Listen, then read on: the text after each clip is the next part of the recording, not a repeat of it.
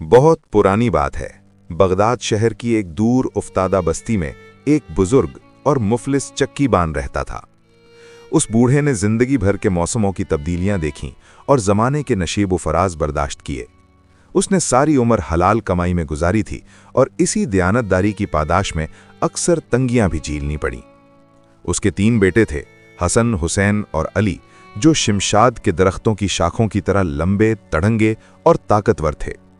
एक दिन वो बुजुर्ग अपने बेटों को करीब बुलाकर शफकत से बोला, प्यारे बेटो, दुनिया में हर इंसान की जिंदगी या तो खुशहाली से गुजरती है या तकलीफों से भरी होती है, मगर एक सच ये है कि मौत एक ऊंट की तरह हर घर के दरवाजे पर मंडलाती रहती है।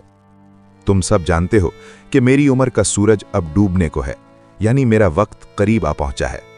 आज नहीं तो कल मैं अपने आमाल का बोझ उठाकर इस फानी दुनिया से कूच कर जाऊंगा। फिर सर दाह भरकर कहने लगा, सच पूछो तो मुझे दुनिया छोड़ने का कोई रंज नहीं, अलबत्ता दिल इस चक्की के मुस्तकबिल पर बोझल है। मालूम नहीं मेरे बाद इसका क्या बनेगा, कौन इस पहिए को जलाएगा, कौन लोगों की हाजत पूरी करेगा। बूढ़े बाप ने उन्हें खामोश रहने का इशारा किया और संजीदगी से बोला, अक्लमंदी का दावा करना बहुत आसान है, मगर मैं बगैर सबूत किसी की बात नहीं मानूंगा। अक्ल सलीम ही फैसला करेगी। इसलिए तुम्हारा इम्तिहान होगा ताकि मालूम हो सके तुम में से कौन इस जिम्मेदारी को बेहतर निभा सकता है। मेरी दुआ है कि तुम सब सुरखरू हो। इम्तिहान का नाम सुनते ही हसन, हुसैन और अली जज्बे से बोले, अब्बायान, हम हर आजमाइश के लिए तैयार हैं। बूढ़ा मुस्कुराया, अपने घुटनों पर हाथ रखकर उठा और अंदरूनी कमरे में चला गया। थोड़ी देर बाद वापस आया तो उसके हाथों में अखरोटों से भरी 3 घड़ियां थीं।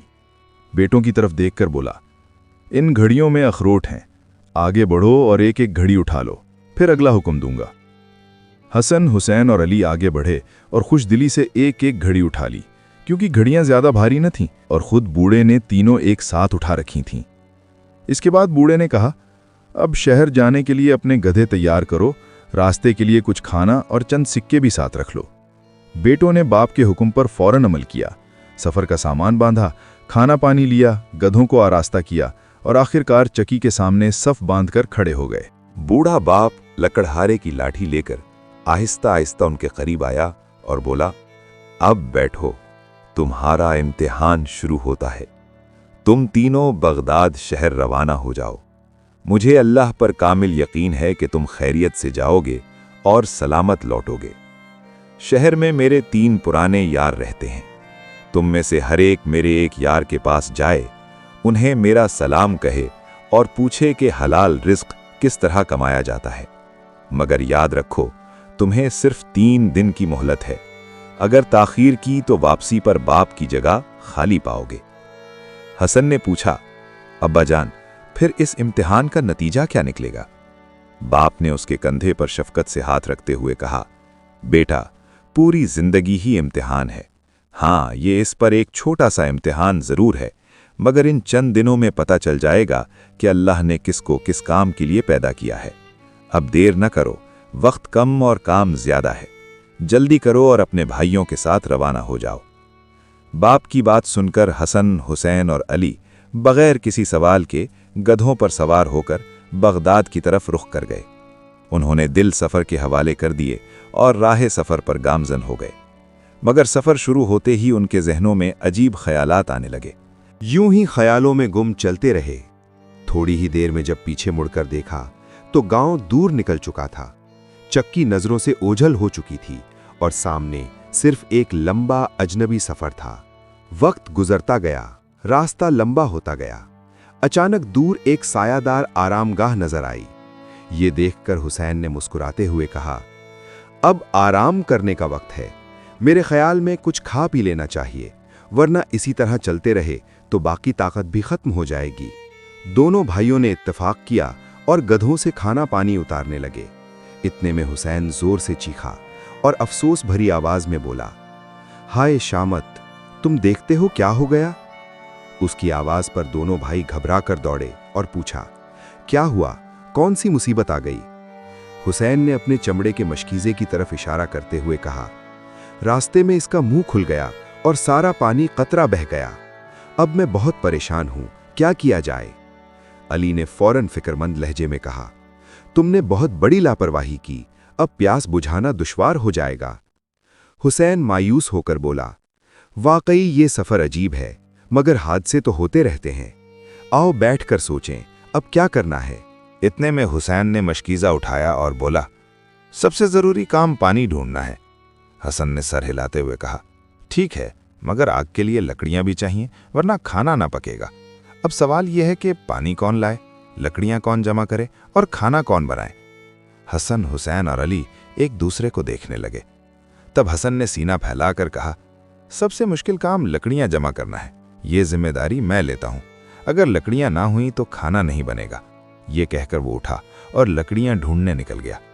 हुसैन ने हंसते हुए तंज किया, तुम तो जैसे पहाड़ तोड़कर लकड़ियां लाने जा रहे हो। मेरे नज़दीक सबसे सख्त काम खाना पकाना है। लकड़ी और पानी तो मिल जाएंगे, मगर पकाने वाला ना हुआ तो हम भूखे रह जाएंगे। ये कहकर वो चूल्हा बनाने लगा।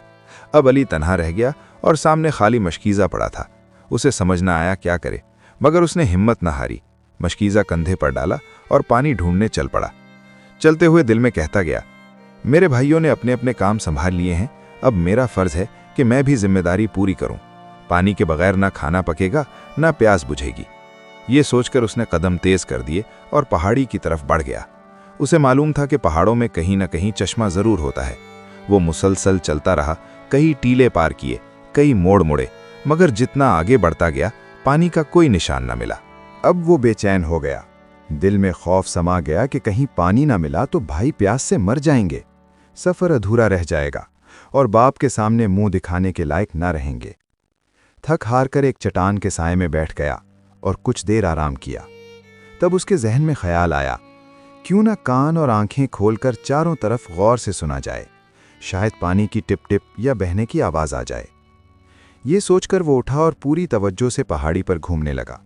इसी तरह आगे बढ़ता गया कि अचानक दूर से पानी के कतरों के टपकने की मध्यम सी आवाज़ आई। उसने कान खड़े किए और आवाज़ की सिमत चल पड़ा। ज्यादा दूर न गया था कि एक छोटा सा चश्मा नजर आ गया। पानी बहुत कम था, मगर उसने निहायत एहतियात से मशकीज़ा भर लिया। राहत की सांस ली और तेजी से वापस लौटने लगा। चंद कदम ही चला था कि एक पत्थर पर पांव फिसला और वो चित गिर पड़ा। गिरने की शिद्दत ज्यादा थी, हाथ और बाजू बुरी तरह जख्मी हो गए, मगर उसने हिम्मत न हारी। मुश्किल से उठा, सबसे पहले मशकीज़े को देखा। जब यकीन हुआ कि वो सलामत है तो उसके चेहरे पर हल्की सी मुस्कुराहट आ गई। जख्मों की परवाह किए को गैर चलता रहा ताकि जल्द भाइयों तक पहुंच सके। जब वापस पहुंचा तो हैरान रह गया। दोनों बड़े भाई गहरी नींद सो रहे थे, जैसे शाही ख्वाबों में गुम हों। हुसैन की नींद तो और भी गहरी थी। उसने अखरोट की घड़ी भी खोल रखी थी और छिलके इधर उधर बिखरे पड़े थे। अली चुपके से करीब गया और आहिस्ता आहिस्ता जगाया। जैसे ही भाई जागे और मशकीज़ा देखा तो प्यास से निढाल होकर टूट पड़े और घूंट घूंट पानी पीने लगे। प्यास बुझने के बाद उल्टा अली पर इल्जाम लगाने लगे। एक बोला, तुम्हें खबर है हम कितनी देर से प्यास और थकन से मर रहे थे और तुम कहीं घूम रहे थे जैसे तफरीह को आए हो।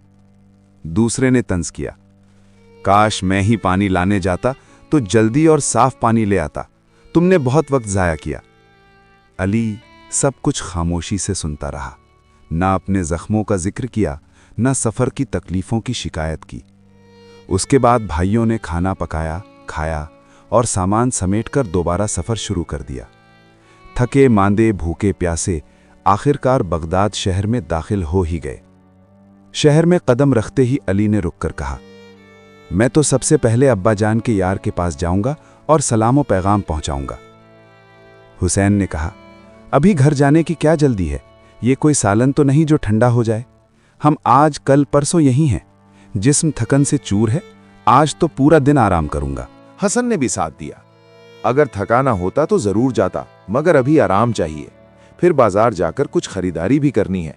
बरसों से दिल में आरजू है कि एक जोड़ा शानदार जूते लूं। इन हालात में सिर्फ अली ही था जिसने तय किया कि सबसे पहले बाप का पैगाम पहुंचाएगा और हलाल रोजी के बारे में भी पूछेगा। अगली सुबह अली सवेरे उठा और बाप के बताए हुए दोस्त के घर पहुंच गया। दरवाजा खटखटाया तो एक औरत ने दरवाजा खोला। वो साहिब खाना की बीवी थी। उसने बताया कि मियाँ की तबीयत खराब है, हकीम से नुस्खा ले आए हैं और अब दवा लेने तशरीफ ले गए हैं। अगर शाम तक लौट आए तो मुलाकात हो जाएगी। अली बेताब था, बोला, शहर में मेरे और भी काम हैं, आज न सही तो कल सुबह जरूर आऊंगा। ये कहकर सराय लौट आया। दूसरी तरफ हसन जूते खरीदने बाजार चला गया। दुकान दुकान घूमकर कीमतें पूछता रहा, मगर जल्द ही मालूम हो गया कि जेब खाली है। मजबूरन भाइयों के पास लौटा और कुछ रकम मांगी, मगर दोनों के ही हाथ तंग थे। शर्मिंदा होकर सर झुका लिया। जब हसन मायूस हुआ तो उसने सोचा कि अब अखरोट की घड़ी ही बेचनी पड़ेगी ताकि पसंदीदा जूते मिल सकें। फिर बाजार गया, घड़ी फरोख्त की और आखिरकार खूबसूरत जूते खरीद लिए। तलुए आफताब के वक्त अली फिर उसी घर पहुंचा। दरवाज़ा खटखटाया, मगर काफ़ी देर तक कोई जवाब न आया। समझ गया कि साहब किसी काम से बाहर होंगे। मायूस होकर लौट आया। यूं उसका तीसरा दिन भी ज़ाया हो गया। अब हसन, हुसैन और अली सराय में बैठे वापसी की तैयारी कर रहे थे। आखिरी रात एक दूसरे से बातें करने लगे। शहर में क्या देखा, क्या पाया, हर एक अपनी कहानी सुना रहा था। इतने में अली ने संजीदगी से पूछा, अब हमारा कौन सा काम बाकी है? हुसैन ने मुतमईन लहजे में कहा, मेरा जो काम था वो तो हो गया, बस अब्बा जान का पैगाम न पहुंच सका क्योंकि वो घर पर ही ना थे। अब मेरा कोई काम नहीं बचा। हसन ने भी कहा, अगर मुझसे पूछो तो मेरा भी कोई अधूरा काम नहीं। मैं तो जूते खरीदने आया था, वो खरीद लिए। हाँ, अखरोट बेचने पड़े, मगर पैगाम पहुंचाना बाकी है, वो कल पहुंचा दूंगा। अली ने याद दिलाया, हमें सुबह निकलना है। अब्बा जान ने कहा था देर की तो मुझे जिंदा ना पाओगे। ये सुनते ही हसन फौरन बोला, अच्छा हुआ याद दिलाया। अगर अब्बा जान पूछें तो मैं कहूंगा मेरा सबसे अहम काम पैगाम पहुंचाना था, मगर उनके यार शहर से बाहर थे, इसलिए खाली हाथ लौट आया। देर करने से बेहतर समझा कि घर पहुंच जाऊं। अगली सुबह सूरज निकलते ही तीनों उठे, सामान बांधा और घर की तरफ रवाना हो गए। चेहरों पर सफर की थकन थी, मगर दिलों में मुख्तलिफ जज्बात, कोई मुतमईन, कोई पशेमान और कोई खामोश मगर पुख्ता यकीन लिए। रास्ते में हसन बहुत खुश दिखाई देता था। हर बात में अपनी अक्लमंदी का चर्चा करता और मुस्कुराते हुए कहता, यकीनन अब्बा जान मेरी समझदारी की दाद देंगे। तुम दोनों ने जो किया सब रायगा गया। देखो, अली ने तो घड़ी को हाथ भी ना लगाया। हुसैन ने चंद अखरोट खाकर दिल बहलाया, मगर मैंने भरपूर फायदा उठाया, बेच डाले और शानदार जूते ले लिए। अगर तुम भी यही करते तो कामयाब लौटते। बड़े भाई की बात सुनकर हुसैन ने हैरत से उंगली दांतों में दबा ली और अफसोस से बोला, वाह रे, काश मेरी अकल में भी ये ख्याल आ जाता। यकीनन अब्बा जान तेरी ही अक्लमंदी की वजह से तुझे चक्की का मालिक बनाएंगे और हमें शर्मिंदगी उठानी पड़ेगी। यूं तीनों भाई रास्ते भर अपने अपने ख्यालों में डूबे बातें करते रहे, यहां तक कि सफ़र ख़त्म हुआ और वो घर वापस पहुंच गए। जब तीनों बाप के सामने हाजिर हुए तो बूढ़े ने कहा, जाओ, पहले नहा धोकर साफ कपड़े पहनो, आराम करो, फिर आकर बैठो। तीनों ने नहाया, साफ कपड़े पहने, खाना खाया और ताज़ा दम होकर बाप के पास हाजिर हुए ताकि सफ़र की रुदात सुनाएं। बूढ़े बाप ने गहरी निगाहों से उन्हें देखने के बाद कहा, अब बारी बारी अपना अहवाल सुनाओ। हर बेटे ने तफसील से अपना किस्सा सुनाया। बूढ़े बाप ने पूरी तवज्जो और खामोशी से सब कुछ सुना, फिर कुछ देर सोच में डूबा रहा। उसके बाद अली की तरफ इशारा करके बोला, मेरे बाद ये चक्की इसी बेटे के हवाले की जाती है, क्योंकि यही इस लायक है कि इस पहिए को दयानतदारी और अक्लमंदी से चलाए। हुसैन ने इस फैसले पर इतराज़ किया, मगर बूढ़े ने गहरी सांस लेकर ठहर कर जवाब दिया, इस फैसले की कई वजूहात हैं। पहली वजह यह कि जब तुम रास्ते में प्यास और भूख से बेहाल थे तो सबसे मुश्किल काम पानी लाने के लिए यही छोटा बेटा उठा। उसने ना सिर्फ पानी ढूंढा बल्कि जख्मी होने के बावजूद मिशकीज़ा भर कर लाया। दूसरी वजह यह कि जो अमानत मैंने उसे दी थी, यानी अखरोटों की घड़ी, उसने पूरी ईमानदारी से महफूज रखी। मैंने कभी नहीं कहा था कि उन्हें खाओ या बेच दो। और तीसरी सबसे बड़ी वजह यह है कि उसने अपना फर्ज पूरे खुलूस और जिम्मेदारी से निभाया। शहर पहुंचते ही सबसे पहले मेरे यार के पास गया, पैगाम पहुंचाया और हलाल रोजी के तरीके पूछे। बस यही असबाब हैं कि मैं ये चक्की उसी के सुपुर्द कर रहा हूं। ये बेटा सख्त से सख्त काम कर सकता है, ये चक्की चलाना जानता है, लोगों की अमानत यानी गेहूं और आटे की हिफाजत करेगा, कभी खयानत नहीं करेगा, जो वादा ग्राहकों से करेगा पूरा करेगा ताकि कोई उस पर बददियानती का इल्ज़ाम न लगा सके। इसलिए आज से ये चक्की उसी की मिल्कियत है। बूढ़े ने फिर गहरी सांस ली और हसन और हुसैन की तरफ देखकर कहा, अगर तुम्हें कुछ कहना है तो बेझिझक कहो। क्या तुम्हारा छोटा भाई इस चक्की का हकदार है या नहीं? मगर दोनों भाइयों की जबानें बंद हो चुकी थीं। उनमें हिम्मत न रही कि कुछ कह सकें। वो खामोश खड़े रहे और आहिस्ता आहिस्ता अली की मेहनत और दयानत की दाद देने लगे। इसके बाद अली बरसों तक उस इलाके में ईमानदारी और नेक नियति की मिसाल बना रहा। वो न सिर्फ मेहनती था, बल्कि उसका किरदार लोगों के लिए सबक बन गया।